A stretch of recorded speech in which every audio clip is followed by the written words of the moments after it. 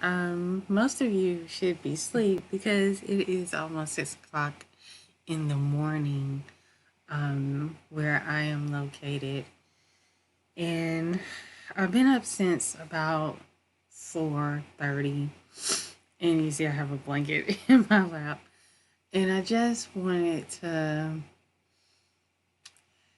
just almost vent and just have this brief conversation about how not giving up can be emotionally exhausting. Um, we hear, and I say this myself. I am guilty of this. I am so guilty of saying, "Oh, don't give up. Keep going. Don't quit. You got this."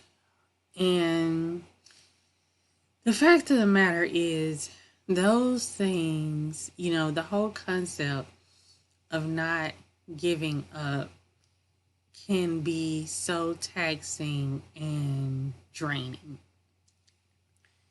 Um, I have a full thing on my plate, and a full plate right now. Between the podcast, the blog, the show that I do here on YouTube, and just now doing these live streams, which are very therapeutic for me.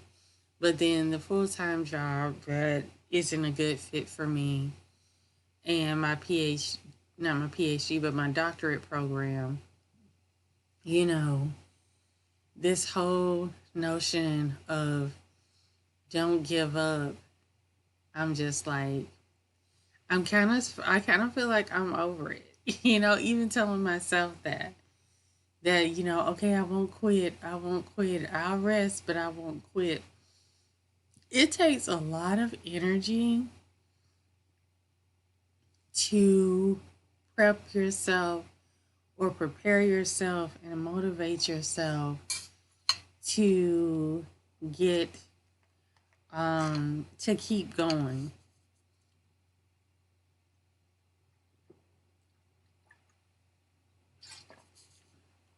I find myself doubting every part every part of me being in this doctoral program, to the point of it's been 3 weeks and I've already wanted to withdraw from school like 3 times. And, there's a part of me that's like, let's give it another shot. And I give it another shot and things work out. And I think that sometimes when we tell people, oh, don't quit, we don't really take into account what it takes for that person to hold on to certain things. Um, and it doesn't feel good. And I think we're like conditions because a lot of if you look at spirituality, a lot of spirituality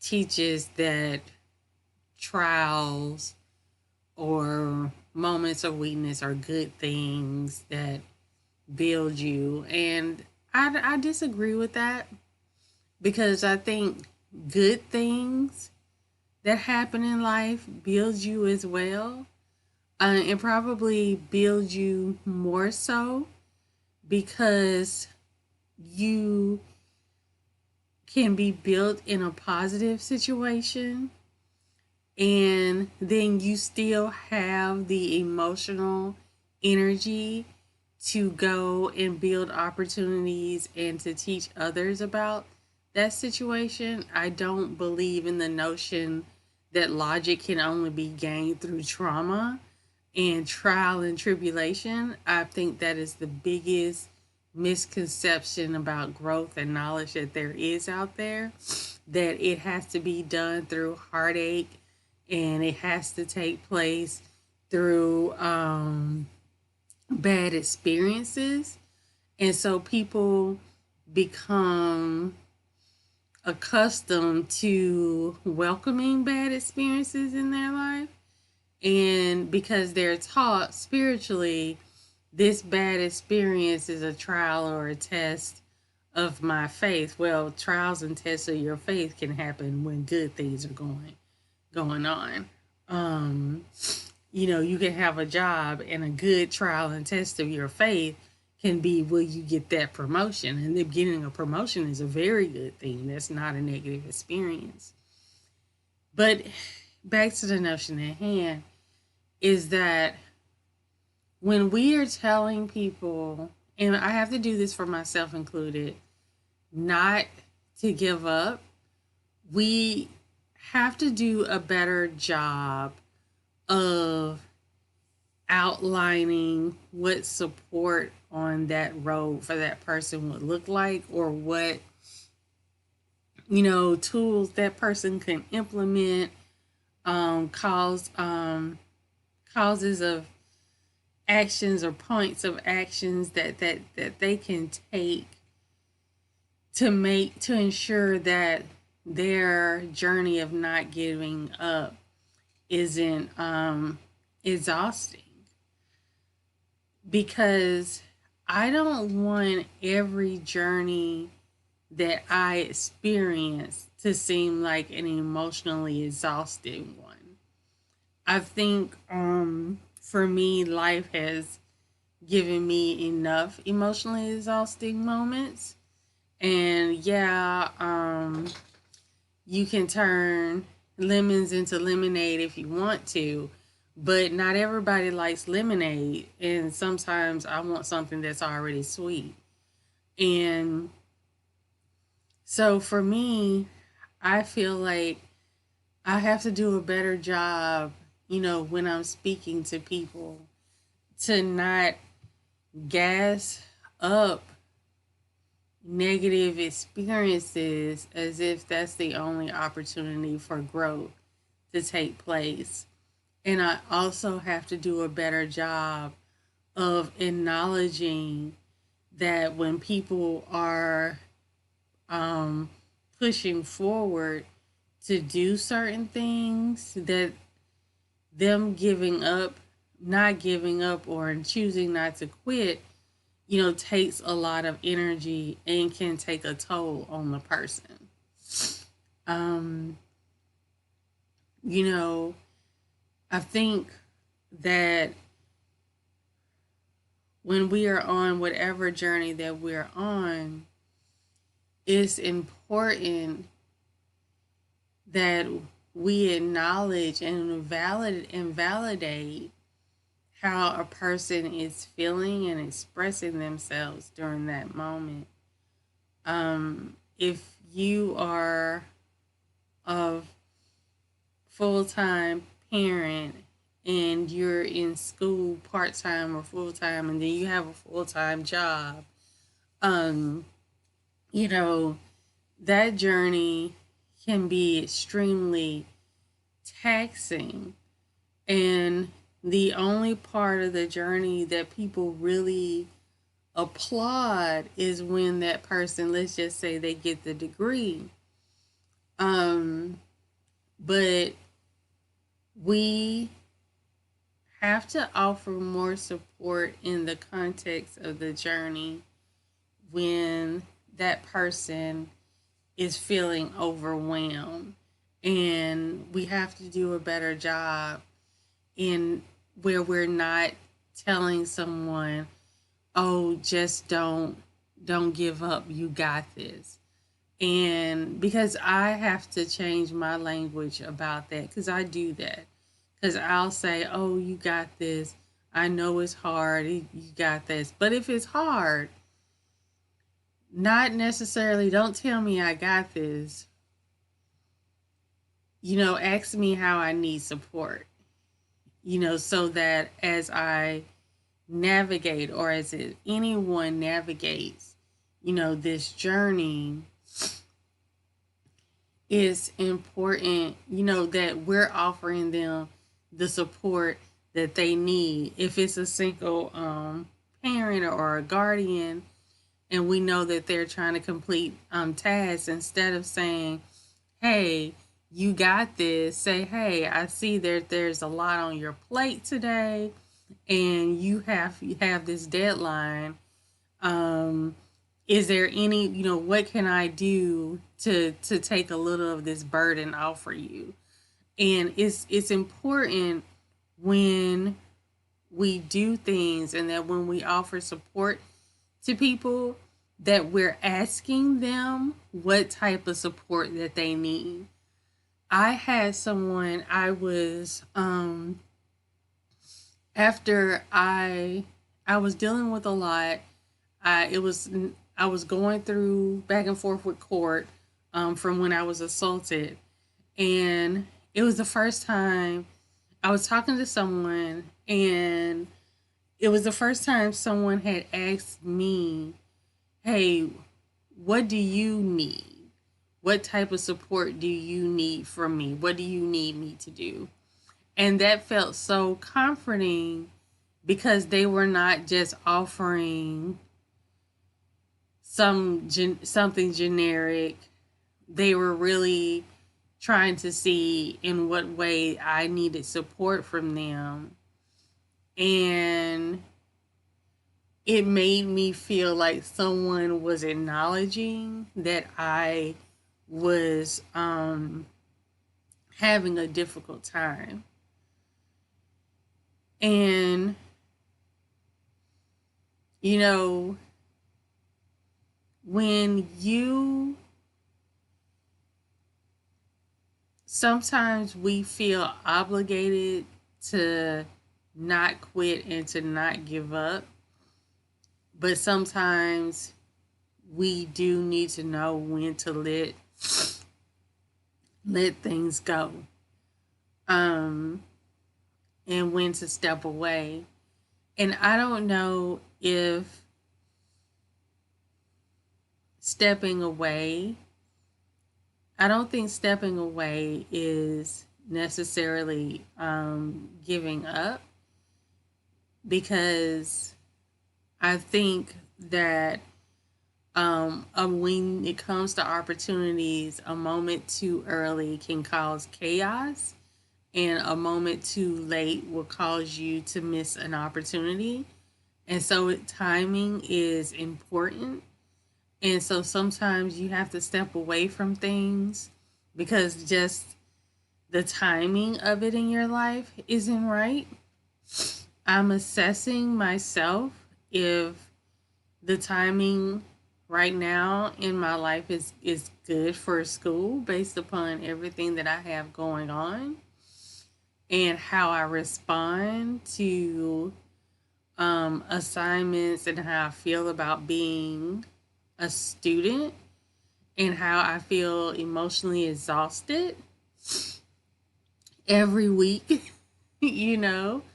Um, and so, I ask myself, and I say this over and over again about doing self inventories. I am currently doing a self inventory, and I'm asking myself, what do I need to adjust for school? And one of the things I said is like, I need fewer demands on my time.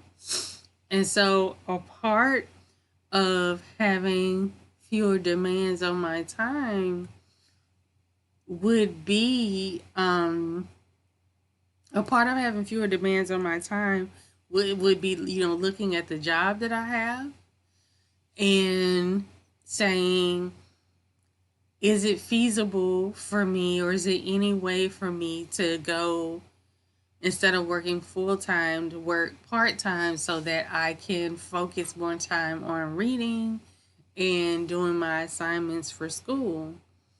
And, can I afford to do that? But even looking at those multiple options, is exhausting. Like, the process that people go through to analyze their lives and to problem solve, so that they can continue on their journey, can be exhausting for them. And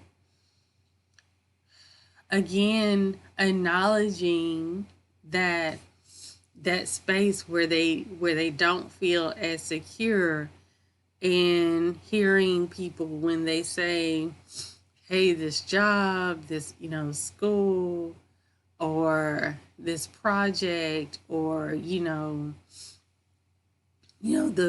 bills, all these things are weighing on me.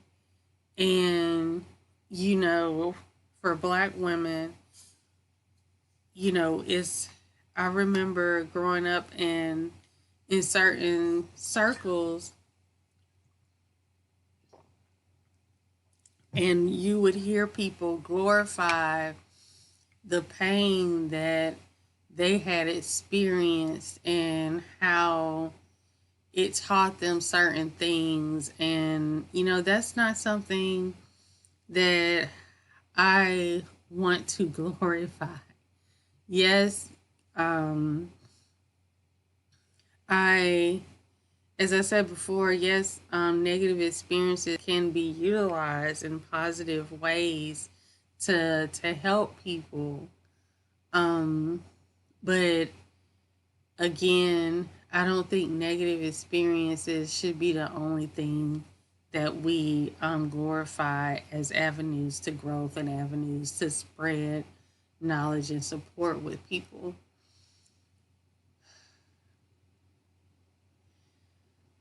When you are not giving up, um, if it feels sometimes like a burden, it can feel like a burden. Um, and that makes it even more emotionally exhausting because it feels like something that you're obligated to do. And then during these times when I'm in this mental space for myself, and I'm talking about myself personally, I have to shut down the motivational speakers, and I have to, shut down the people like you have to try. And you've been in difficult situations before, and even the things that I would tell myself, because sometimes you have to allow yourself to feel those emotions and sit with what you're feeling so that you'll know what you're dealing with. For and I am a huge advocate. Like, it's like once you can say what you're dealing with out loud, then you're able to develop a plan on how to move forward. Um, that's how I'm feeling about school. Like, it's like I don't want to withdraw from school. Like, I feel like at this point I'd rather flunk out than withdraw. Um and I rather like decrease how much I'm making financially to have more time, because I've sat with um myself over what's what causes the anxiety, what causes the mood swings and the irritability when it comes to school. And a lot of it has to do with, like I said, the demands on my time. And when I look at that, I'm like, okay, it's time to problem solve, which also takes more energy. And I'm just like, to keep myself grounded, I rather take a hit financially than, you know, let go of a goal that is going to help me financially in the future. And it's that type of brainstorming, not even, yeah, it's that type of brainstorming or having to make those decisions. It's all adulting, but it's exhausting. And,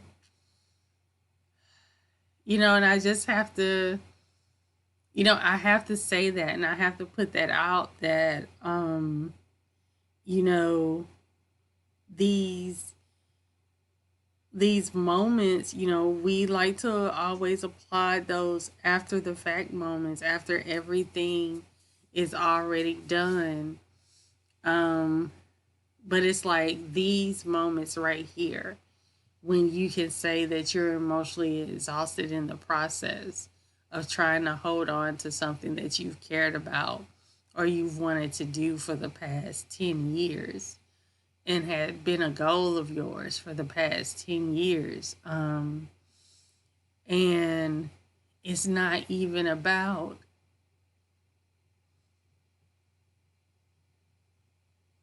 it's not about being called a doctor.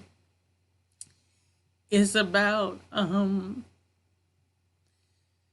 knowing that at one point my mental health was so bad that this wasn't even an option for me.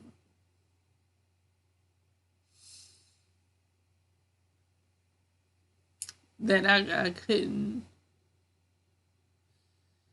I wasn't well enough to even be in this space.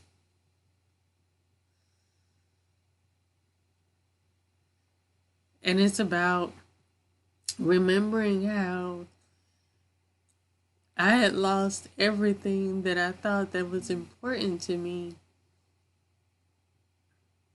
and being in a position where I have it back and being healthy enough to work on the things that I thought I would never be able to do.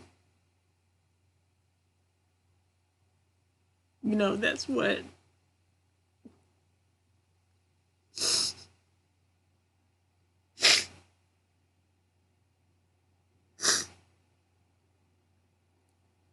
that's what all this is about.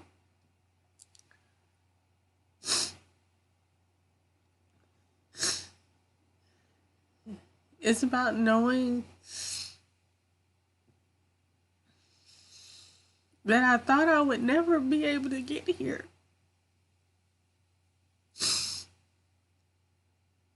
And here I am, and that means everything to me.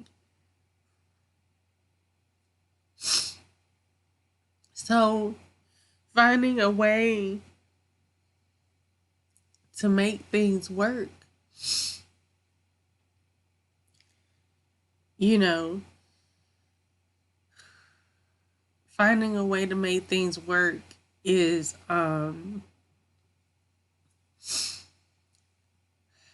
is a priority because this is like I said, I wasn't well enough to be, you know, a doctoral student or to think that I could be one or to think that I would ever be healthy enough to work towards my clinical license. These were all things that 10 years ago I thought that I wouldn't have an opportunity to do.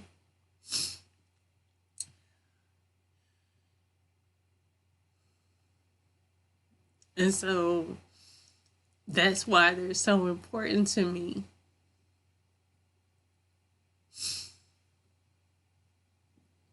Because my mind that was delusional and psychotic 10 years ago is the same mind that is conversing with other doctoral students right now.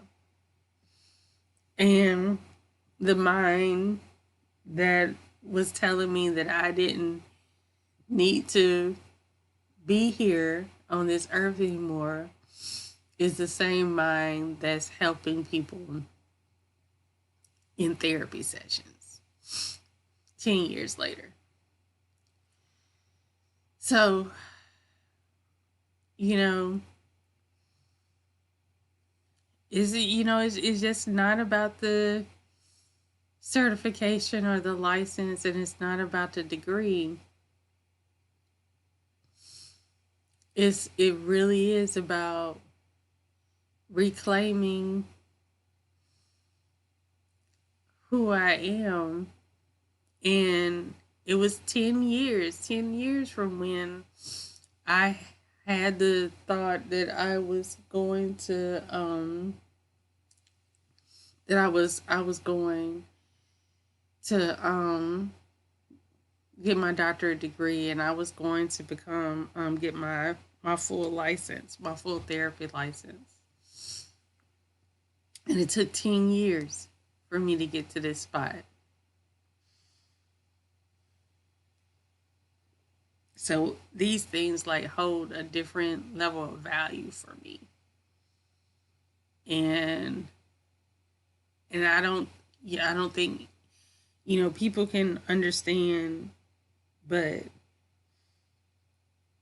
when you couldn't trust, when you come from not being able to trust your own mind and your own thoughts, um, and you can't run from your mind to being where I am now. You know, not giving up doesn't seem like an option because I don't want it to be an option. So I have to go on this very taxing journey of figuring out how to make this work. I didn't know I needed to vent that, but I did. And so I guess what I'll say to anyone who is on this journey of quote unquote not giving up and you're emotionally exhausted, you probably won't get on YouTube and talk about it. But I think it's important to be in a space or allow yourself to be in a space where you can speak your truth about how you're feeling, and get it out there in the universe and feel those emotions and be still and don't feel like you have to move. You know, when things feel overwhelmed, even when you have tight deadlines, give yourself a moment to be still. Because I had to understand, and I guess I had to hear from myself the real reason why all of this means so much to me. And in doing that, it makes me feel good because even if I decide to withdraw from my doctorate program, I still get to say, look at myself and like, LaQuanda, you really was in a doctoral program. Girl, you remember when you thought cars were chasing you? um, but whew, give yourself space and grace. Just give yourself space and grace to feel how you feel. And if that is emotionally exhausted today, nurture yourself. And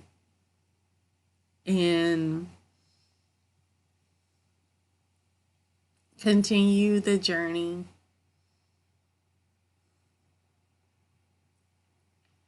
But do it with the intention of caring for yourself more along the way.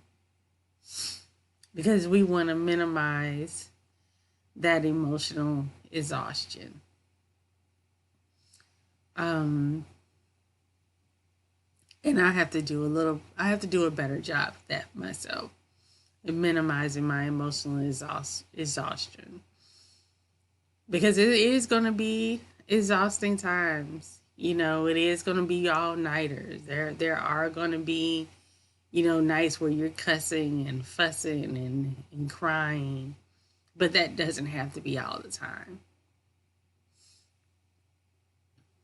So let's pace ourselves and let's get through these things together and be gentle with ourselves as we go.